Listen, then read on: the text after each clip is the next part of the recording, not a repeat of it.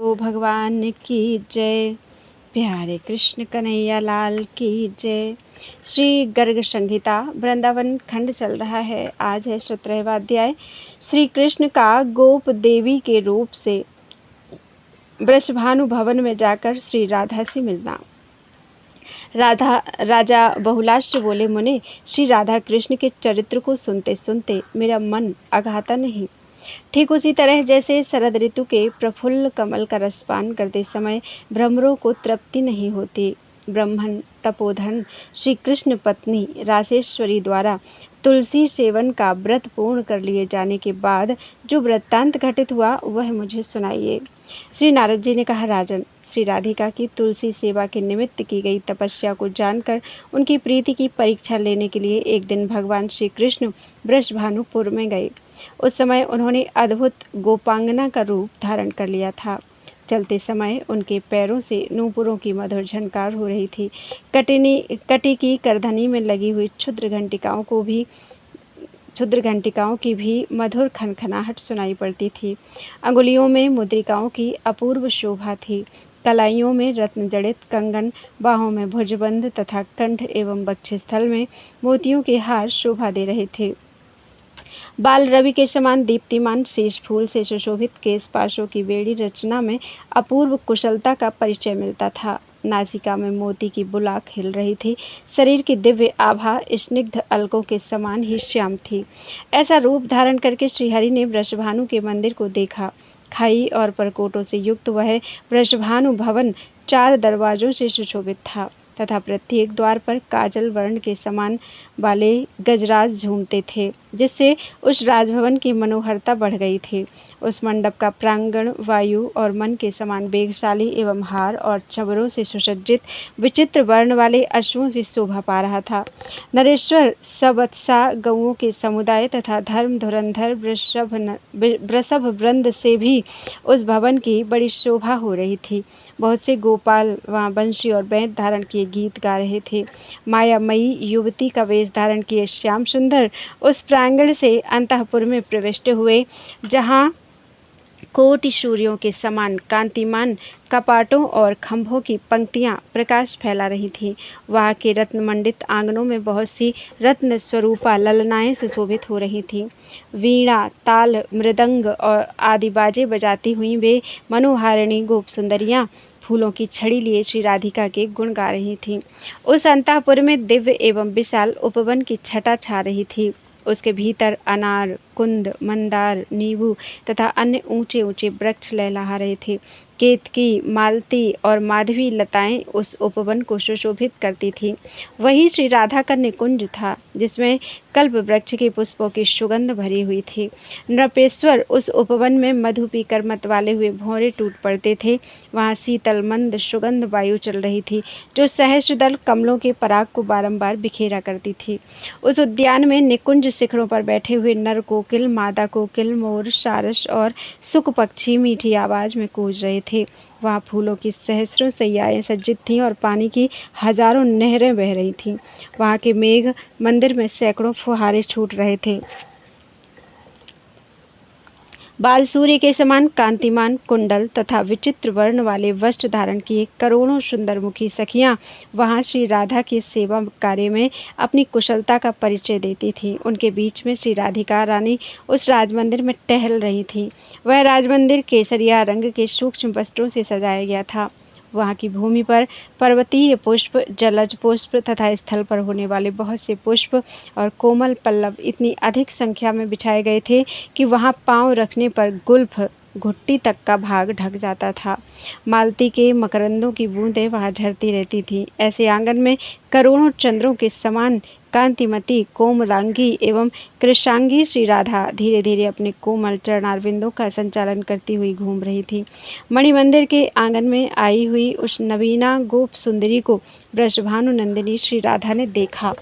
उसके तेज से वहाँ के समस्त ललनाएं वहाँ की हतप्रभ हो गईं। जैसे चंद्रमा के उदय होने से ताराओं की कांति फीकी पड़ जाती है, उसके उत्तम एवं महान गौरव का अनुभव करके श्री राधा ने अभ्युत्थान दिया, अगवानी की और दोनों बाहों से उसका गाढ़ आलिंगन करके उसे दिव्य सिंहासन पर बिठाया।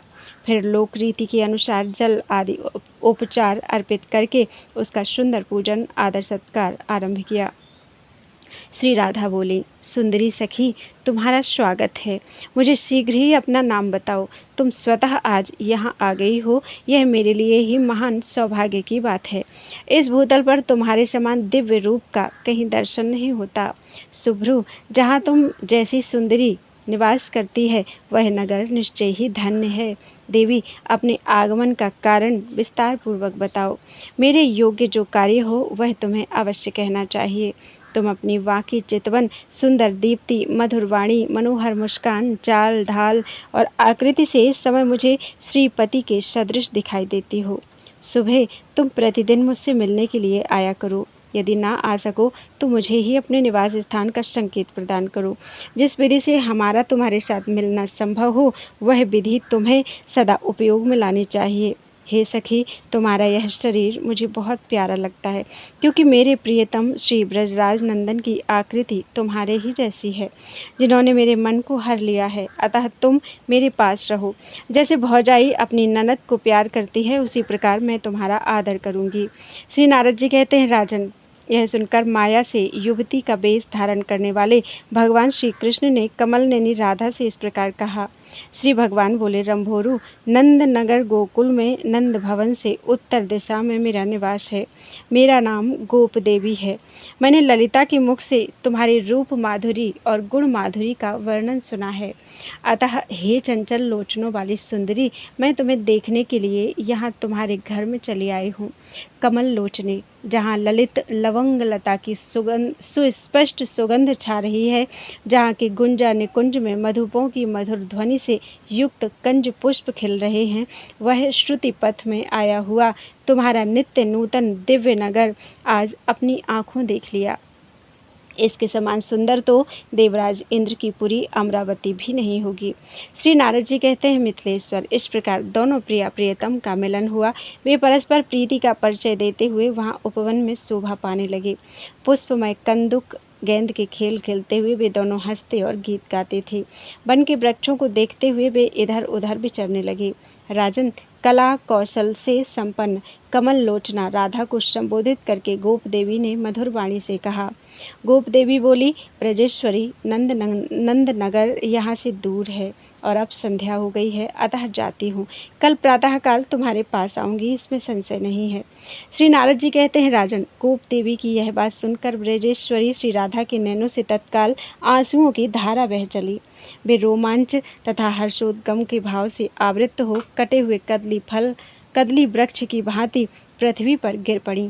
यह देख वहां सखियां सशंक हो गईं और तुरंत व्यजन लेकर पास खड़ी हो हवा करने लगी।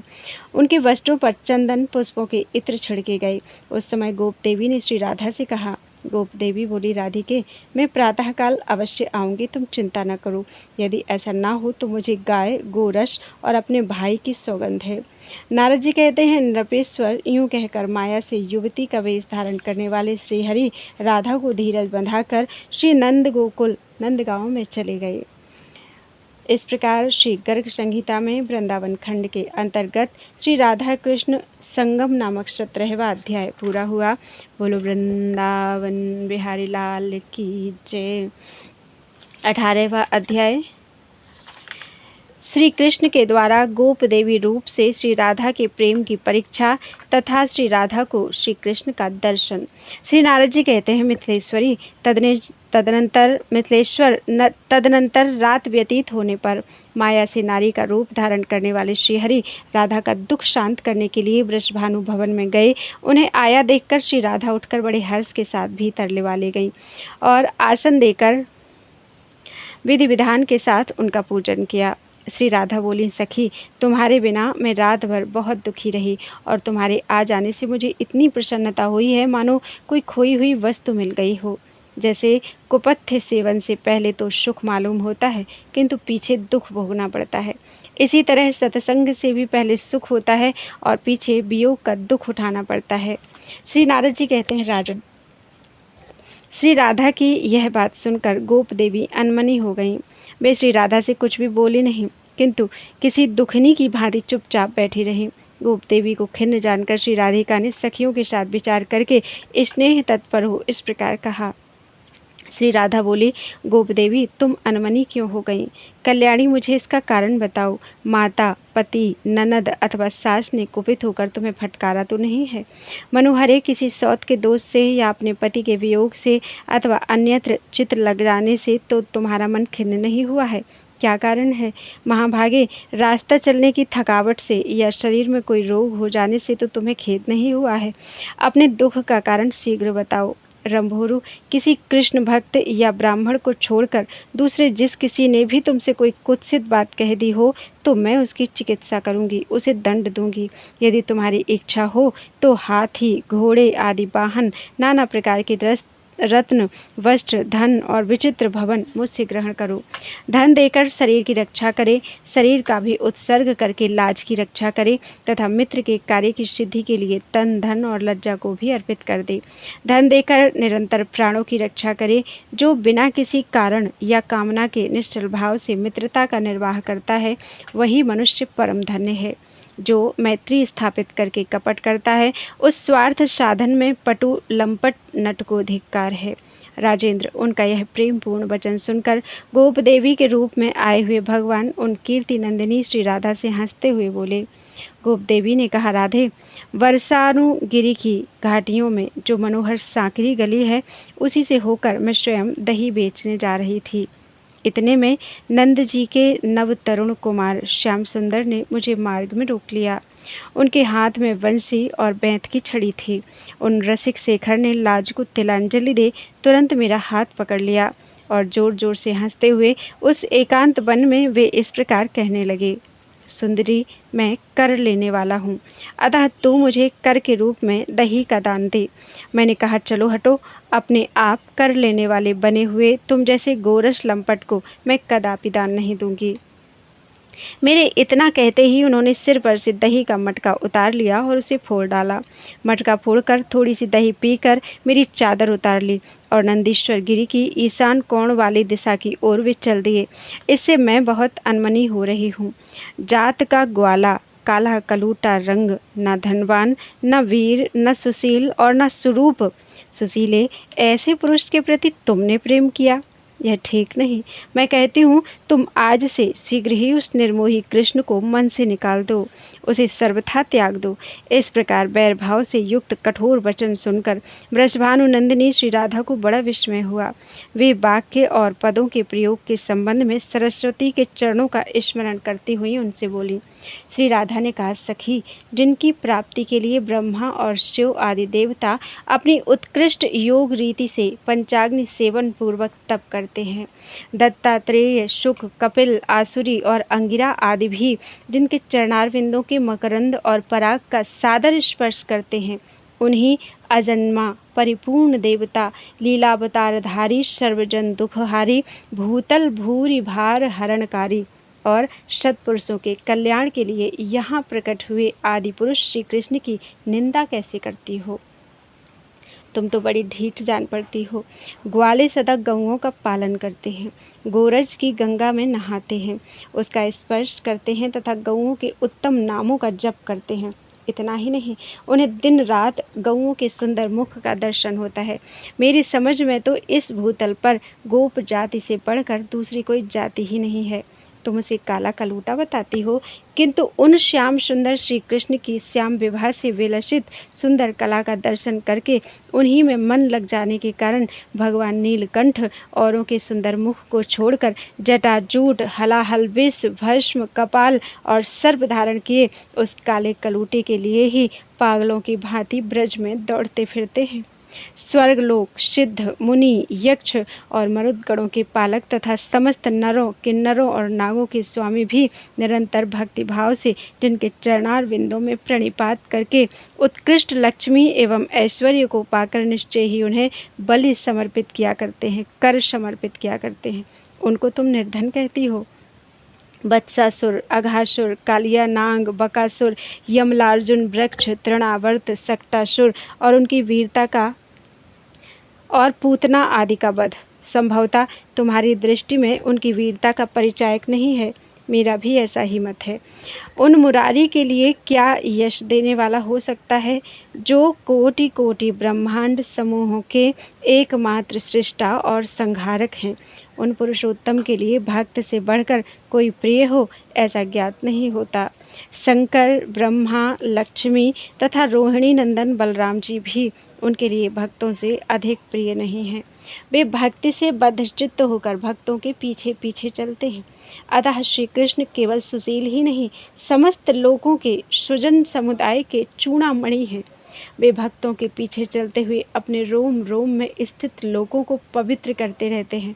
वे परमात्मा अपने भक्तजनों के प्रति सदा ही अभिरुचि सूचित करते रहते हैं।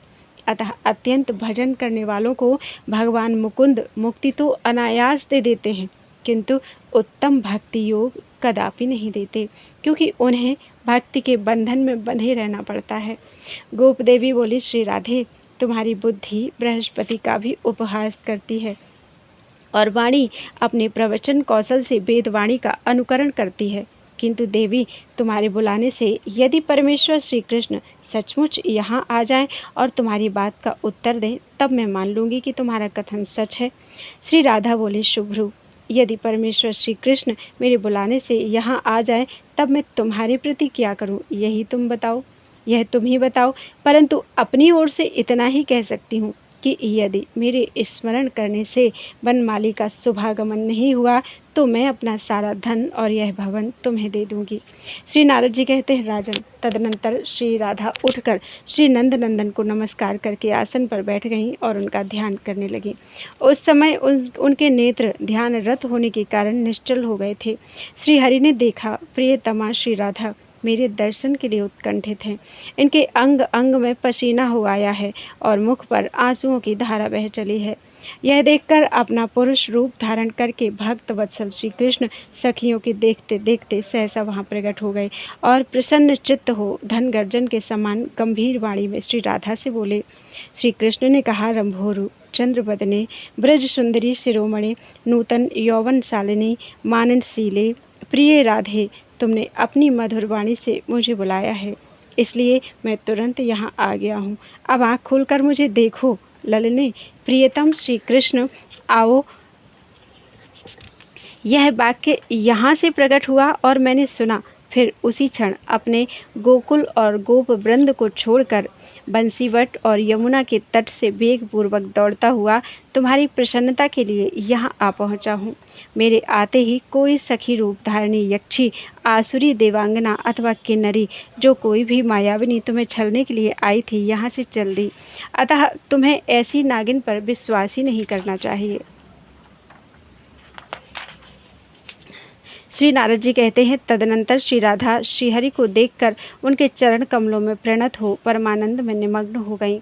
उनका मनोरथ तत्काल पूर्ण हो गया। श्री कृष्णचंद्र के ऐसे अद्भुत चरित्रों का जो भक्ति भाव से श्रवण करता है, वह मनुष्य कृतार्थ हो जाता है।